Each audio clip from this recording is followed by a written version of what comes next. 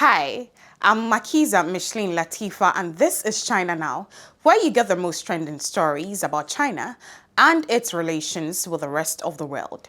I bet you had an amazing time on the show last week with our very special edition, which featured a discussion between Kris and Ghana's former ambassador to China, His Excellency Kojo Amugofred, who touched on the history and the nature of Ghana and China's relations dating back to 1964 when Premier Zhou Enlai visited Ghana.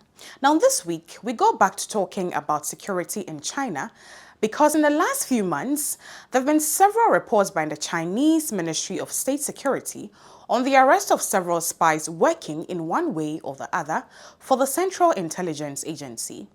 On today's China Currents, Kris brings you all that there is to this and how China is handling the situation. Please stay tuned. China Currents is a weekly news talk show from China to the world. We cover viral news about China every week and also give you the newest updates on China's cutting-edge technologies. Let's get started.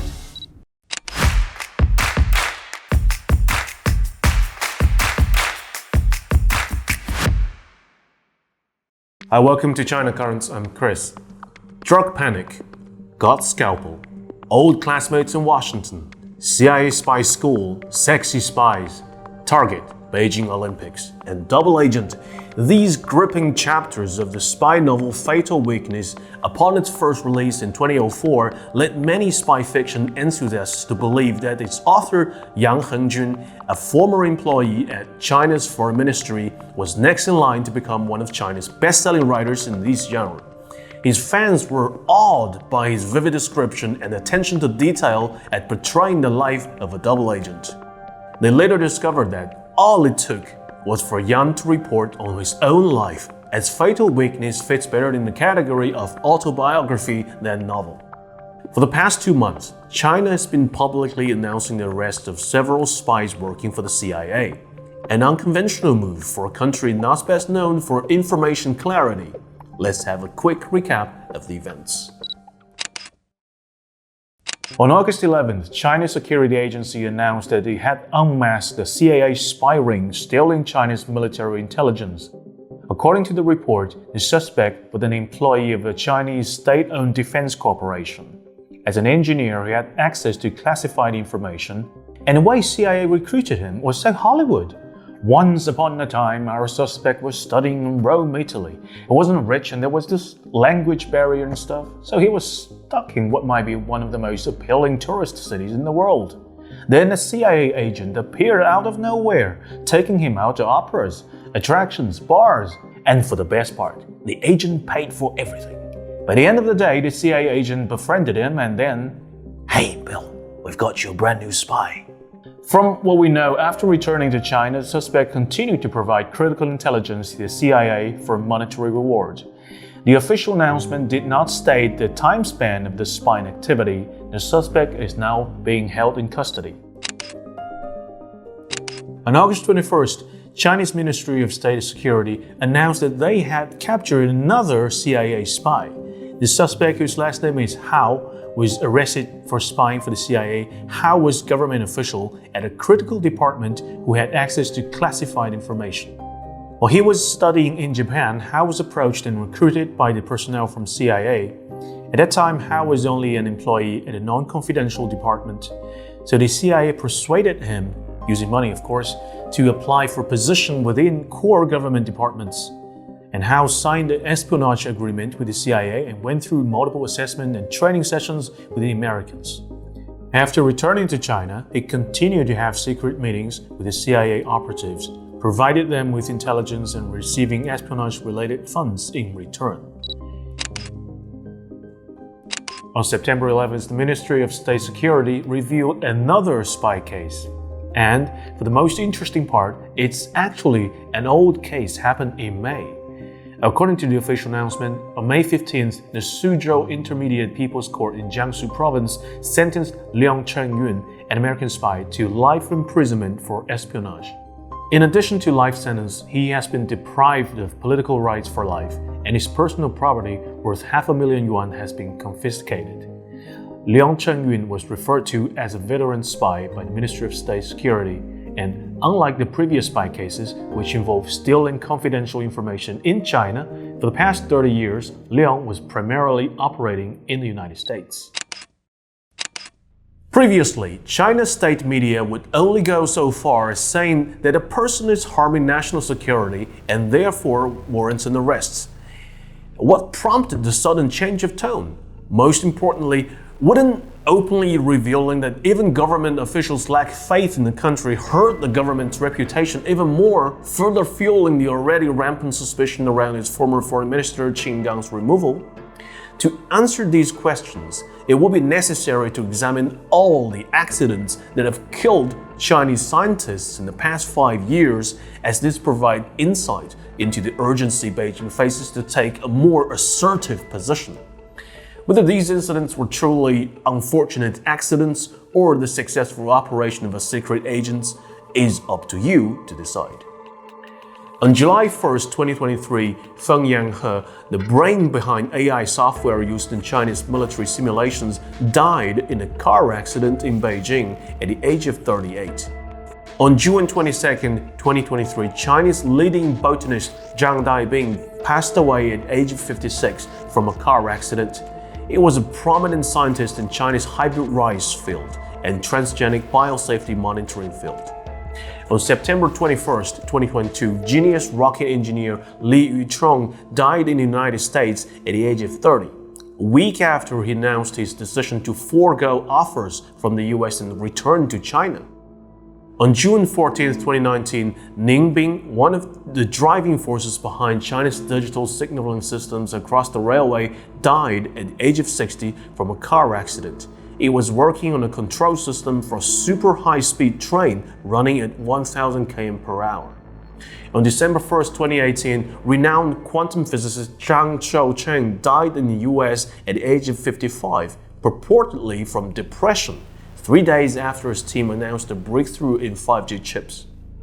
His discovery of angel particles in 2017, particles that are both matter and antimatter, ended one of the most intensive searches in fundamental physics. Before his death, it was widely speculated that he would be the next recipient of the Nobel Prize. His scientific life was put to an abrupt end on the same day Meng Wanzhou was detained in Canada.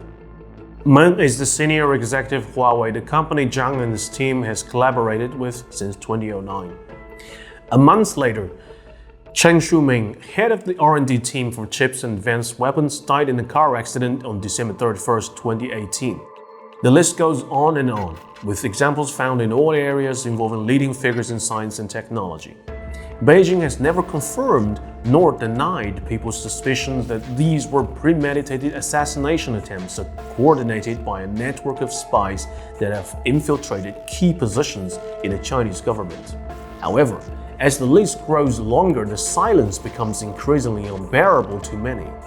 Remarks by CIA Director William Joseph Burns that the agency has made progress in rebuilding its spy networks in China served as both verification of people's suspicions and validation of Beijing's perceived incompetence. It wouldn't be an exaggeration to say that if Beijing prolongs the silence, we will witness its reputation being slowly shredded to pieces. In an apparent effort of self-consolation, Chinese netizens even pushed a story online about how the Macau Garrison Special Operations Company being awarded a first-class collective merit citation in 2014 for defeating an alleged CIA assassination attempt on Snowden when he was transitioning through Hong Kong en route to Russia. To their disappointment, the narrative was later denied by Macau authorities. It's conceivable that the recent stirring of reports on spy arrests is a long-awaited response to an anxious populace that has borne witness to some not-so-clandestine espionage activities. Well, that's all for today. Thank you for watching this episode of China Currents. If you have any thoughts and comments about our show, please reach us at the email address below. I'm Kris, looking forward to hearing from you, and see you next time.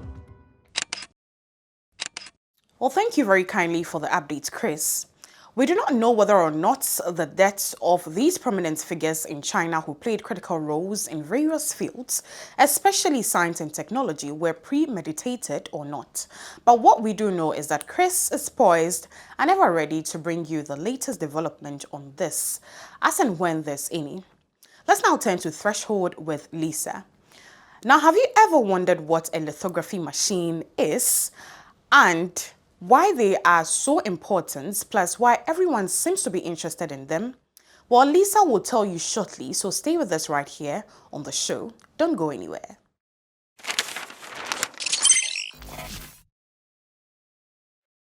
What are lithography machines? Why is everyone talking about them? Is it so difficult to make one? And can China develop cutting-edge lithography machines independently? Microchips or semiconductors are the brains behind most of our electronic devices. From computers to phones, cars to appliances, they are essential to our digital world, and a key process in chip making is lithography. The production of cutting-edge microchips below 5 nanometer is heavily reliant on extreme ultraviolet EUV lithography machines, which are considered the crown jewels of the semiconductor industry. The only company in the world that can produce EUV lithography machines is ASML in the Netherlands. So how does a lithography work? Lithography machines use light to create tiny patterns on silicon wafers, which are cut from 99.99% pure silicon and refined to perfection. The patterns are like instructions that tells the microchips what to do. To make these patterns, lithography machines use a thin plate with a circuit diagram on it called a mask. The mask is like a stencil that blocks some parts of the light and let other pass through, creating a pattern of light and dark areas. The light then goes through a system of mirrors and lenses that shrinks and focus the pattern onto the silicon, which is coated with a special photosensitive material called photoresist. The photoresist changes properties when exposed to light, making it easier or harder to remove. By removing the unwanted photoresist, the pattern on the mask is transferred to the silicon. The silicon then goes through another process to become a microchip. The smaller the pattern, the more powerful and efficient the microchip. However, there is a limit to how small the patterns can be, which depends on the wavelength of light used. Shorter wavelengths allows for smaller patterns. The most advanced lithography systems use deep ultraviolet, that's DUV, or extreme ultraviolet, EUV light.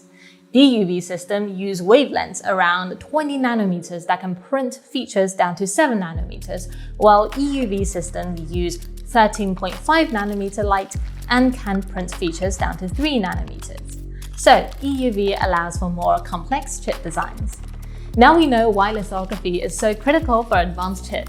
But a lithography machine itself is one of the most precise and complex machines humans can currently produce.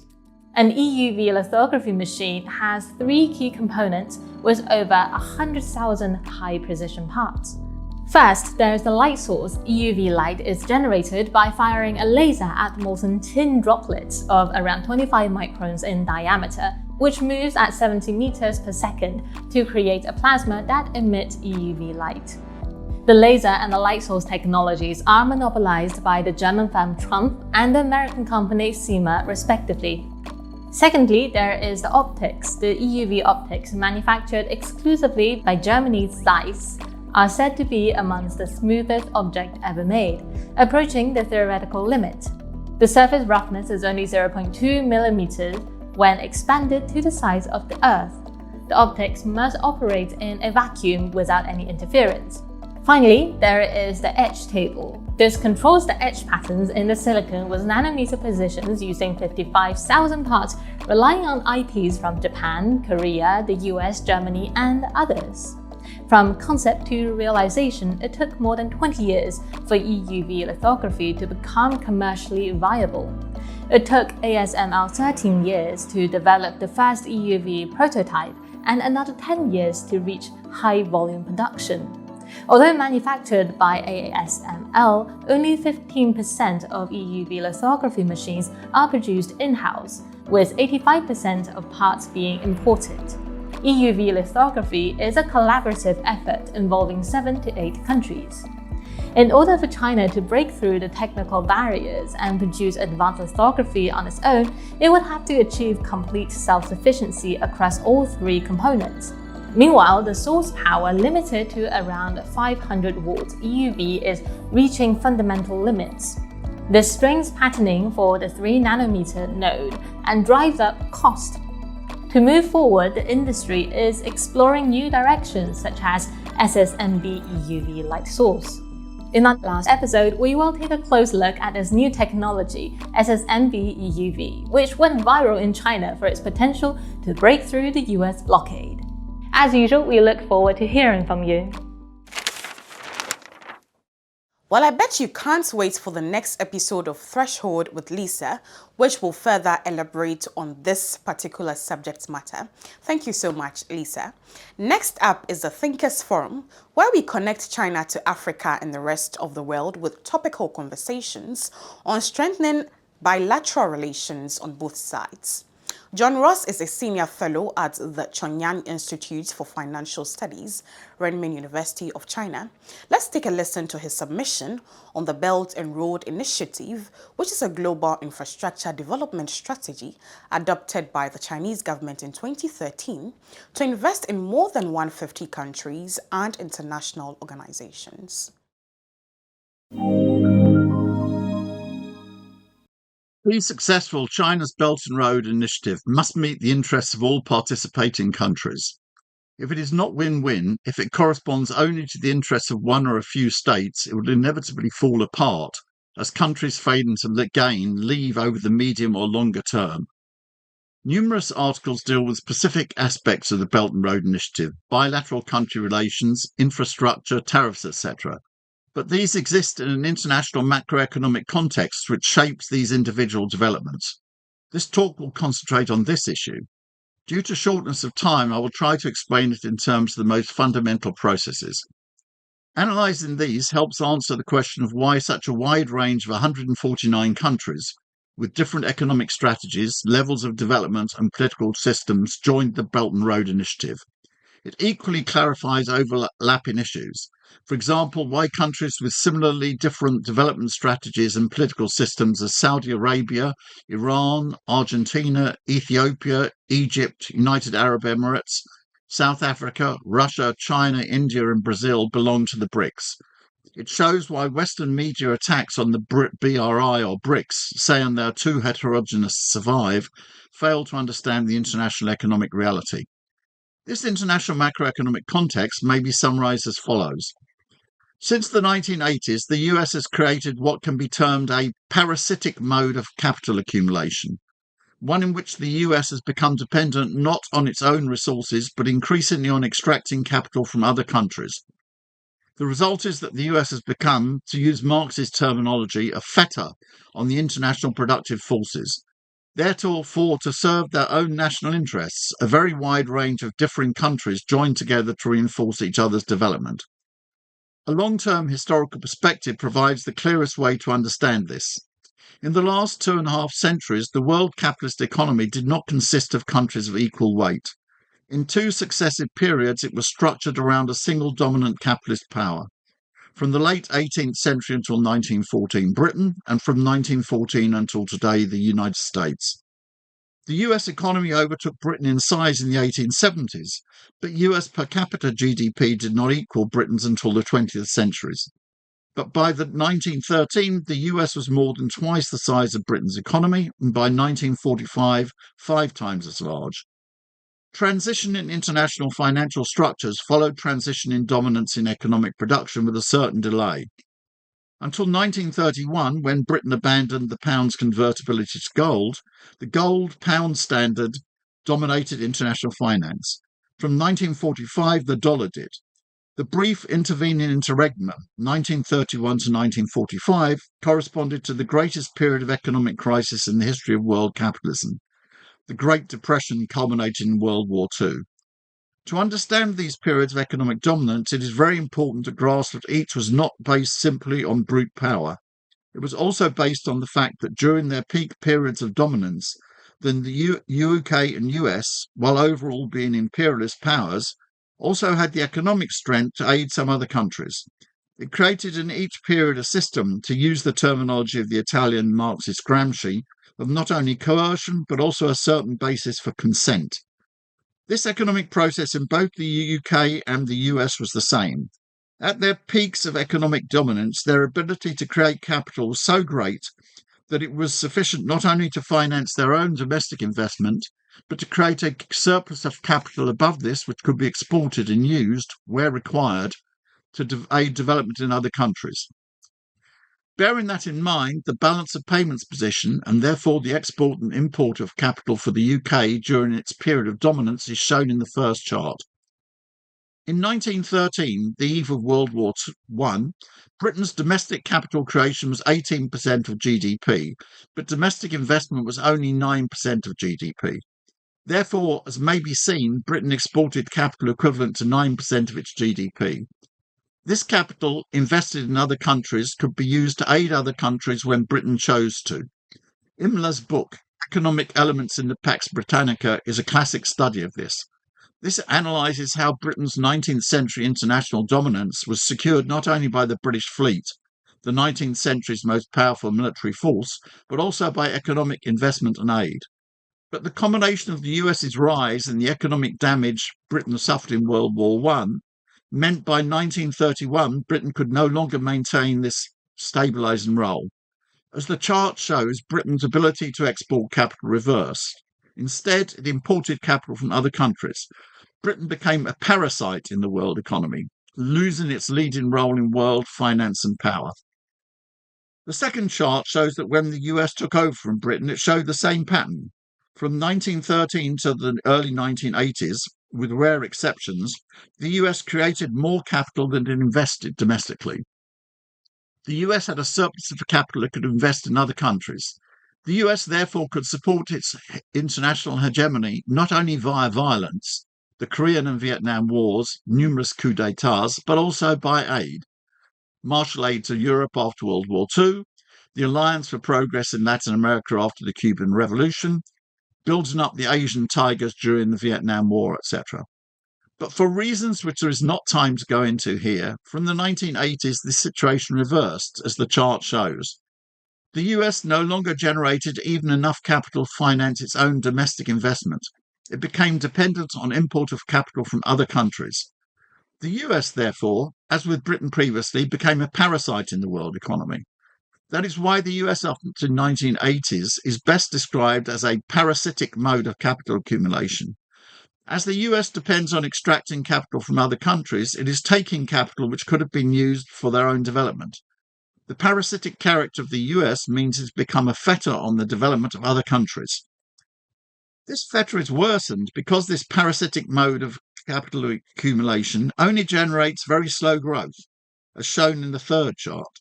US average annual economic growth today is only 2%. This is because every major country, including the US, is primarily dependent on capital generated in its own borders. Capital from abroad is insufficient to power rapid economic growth.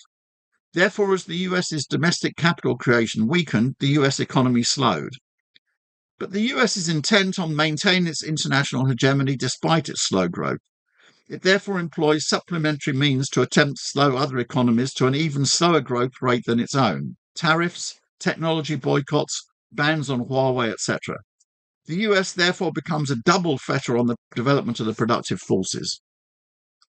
Finally, this means that the balance between coercion and consent changes.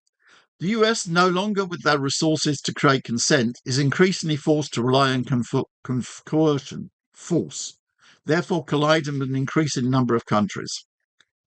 To understand the international consequences of this, the best starting point is Marx's famous analysis. At a certain stage of development, the material productive forces of society come into conflict with the existing relations of production. From forms of development of the productive forces, these relations turn into their fetters. Then begins an era of social revolution. That is usually applied to a national situation as a cause of socialist revolution, but it can be understood internationally in a wider sense. The US has become a fetter on the development of the productive forces internationally. To develop themselves, to pursue their national interests, countries are therefore forced to act independently of the international structures created by the US. This does not only apply to countries which are opting for a socialist model, although it includes these. It includes any countries which wish to pursue its national interests with very different economic, social and political systems. These countries which wish to develop their productive forces and escape the fetter on the productive forces constituted by the US then need to interact and cooperate. This creates the basis of the Belt and Road Initiative and BRICS. This is why these organizations are much more stable than the US believes. The international process is what creates the basis for their development. BRI, BRICS, and other similar developments are therefore the kernel of an international system which takes forward instead of being a fetter on the productive forces. Thank you. Let's now hear from the founder of Pan-African Television, who doubles as the General Secretary of the Socialist Movement of Ghana, Comrade Kwesi Pratt Jr., on why it is important to further strengthen the ties between Africa and China. Comrades and friends, there are many reasons why this discussion is very, very important. And one of the first reasons why this discussion is so very important is just that what happens today is rooted in what happened yesterday. And what happens today is the basis for what is going to happen tomorrow.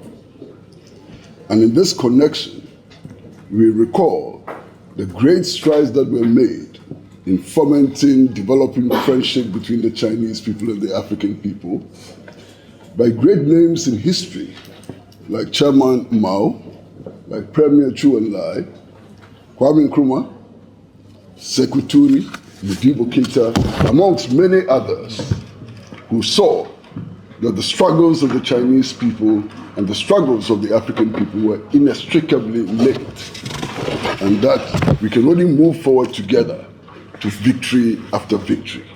This is one of the bases why we feel so happy and proud to be amongst you today.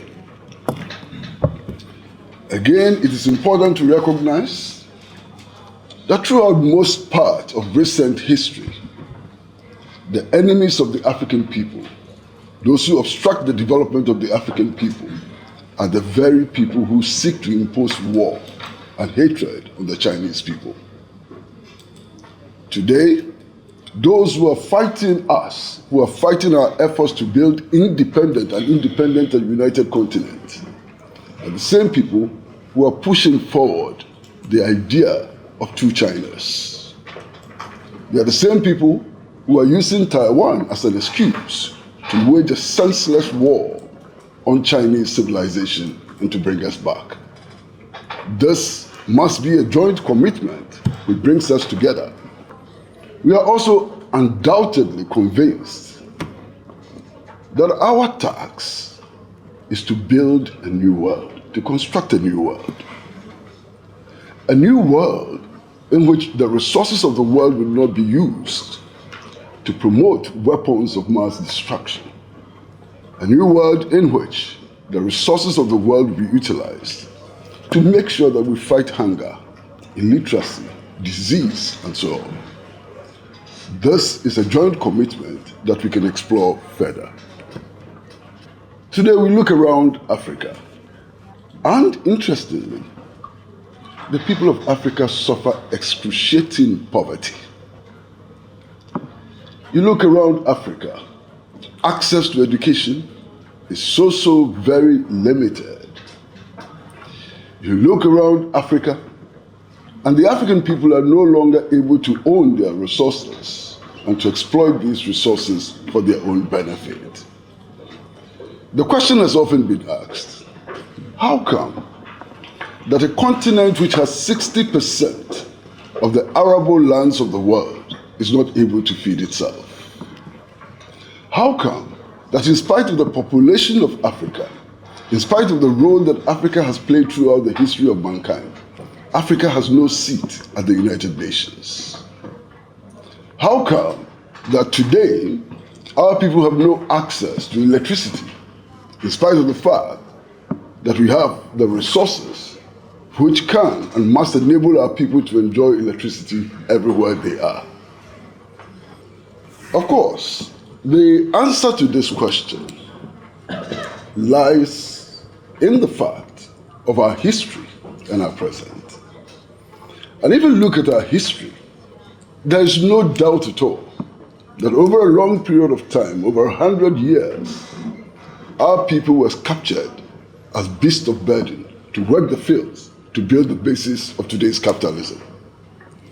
There is no doubt at all that our people were subjected to colonial exploitation, and there's no doubt at all that our people today are victims of neo-colonial exploitation. That is only one part of the problem. The other part of the problem is that we are being told, and our leaders are listening to this cock and bull story, that the only way the African people can develop is to adopt the models of the capitalist states. That if we want to move forward, we have to be like Germany. If we want to move forward, we have to be like Britain. If we want to move forward, we have to be like the United States of America. There is no way the African people can develop on this basis. And it's clear. First, capitalism today benefited extensively from the slave trade, which provided free labor to build the world on which capitalism is built today. Today, we in Africa, which people in the world can we go and capture as slaves to work for us for hundreds of years without pay? That option is not available to us. And it's only an illusion to think that that option is available to us. Today, the African people cannot colonize any other people in order to take control of their resources and exploit these resources for advancement. That option is also closed to us. The option which is open to the African people is to struggle, first and foremost, to own our own resources and to exploit our own resources for our own benefit. We have no option than an independent, self-reliant development within the framework of Pan-African unity. That is the only option available to us. And to this extent, we are happy to note that China has made great strides in towing the path of independent, self-reliant development. The millions of people taken out of poverty in China is the clearest indication that the Chinese system works. We are also happy to engage with our comrades from China for one reason, and it's a very important reason. And this reason is that throughout our relations with China, China has never told us to copy their model. China has insisted that every people anywhere have a right to determine their own path. They have a right to determine their own destiny. This is in sharp contrast to the Western countries, which insist that we have to adopt their model. And when we refuse to adopt their model, they organize coups d'etat to overthrow our leaders, they kill our leaders, they impose sanctions on us, and make life unbearable. This difference is a very important difference that we must recognize. I have no doubt at all that all around the world, there is some very strong interest in the developments in West Africa. Indeed, only yesterday, we had information that another coup attempt had begun in Burkina Faso. And the coup d'etats are spreading, especially across the West African region. Many people have asked, why these coup d'etats? The answer is very simple. The peoples of Africa are waking up. The peoples of Africa are waking up to the reality that they suffer imposition of systems, of ideas, and so on. And that the only way they can break out of this stranglehold is to begin to reject their neo-colonial leaders and to build people's power, leading to the establishment of mass democratic people's revolutions across the continent. Of course, coup d'etats have their limitations. They are necessarily conspiracies.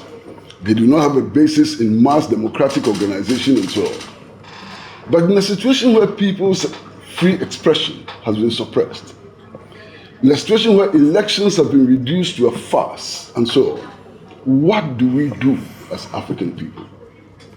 So these coups d'etats are expressions of the anger of the African people against their continued exploitation and domination by the Western powers. And it is interesting that these have broken out largely in the French-speaking areas of Africa.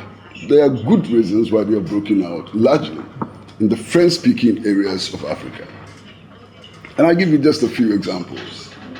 One, all French-speaking African countries, by some arrangement, are compelled to keep their foreign reserves in the Central Bank of France.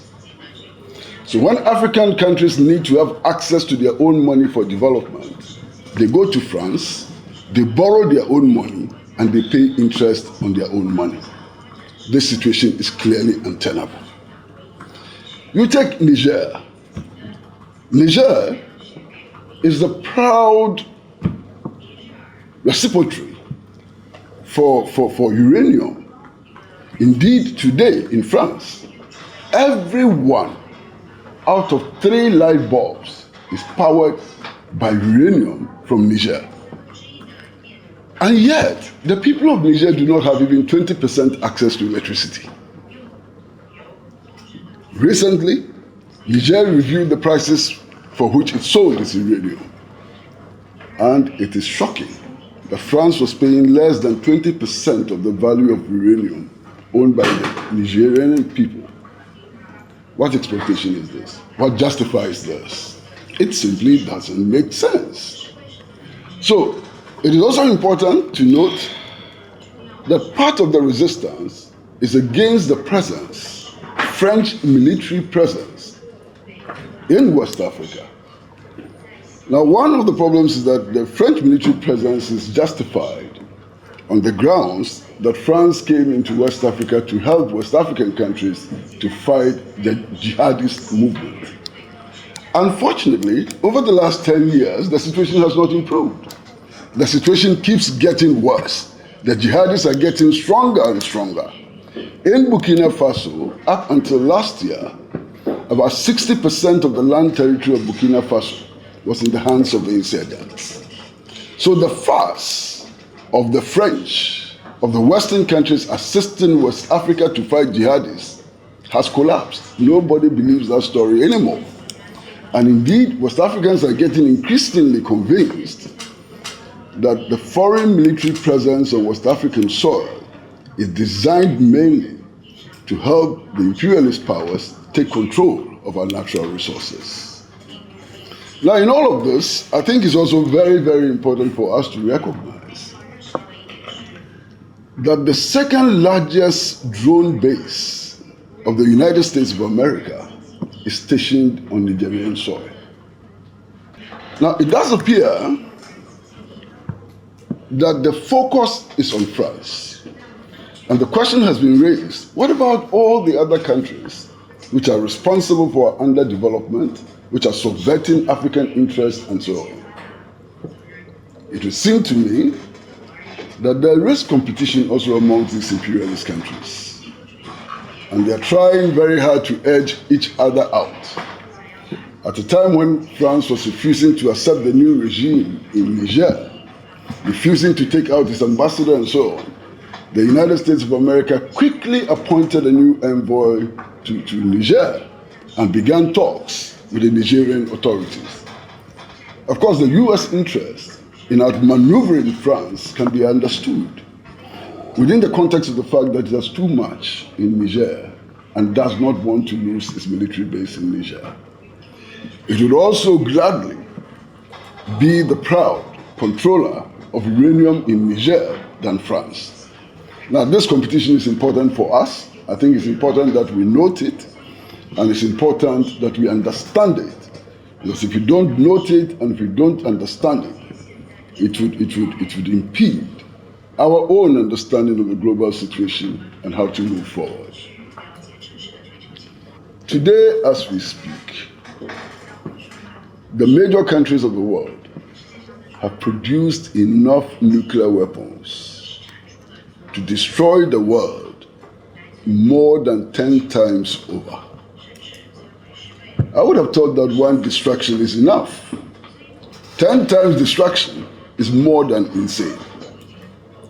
And all of us in this world risk a thermonuclear war which will destroy everything that we have ever known.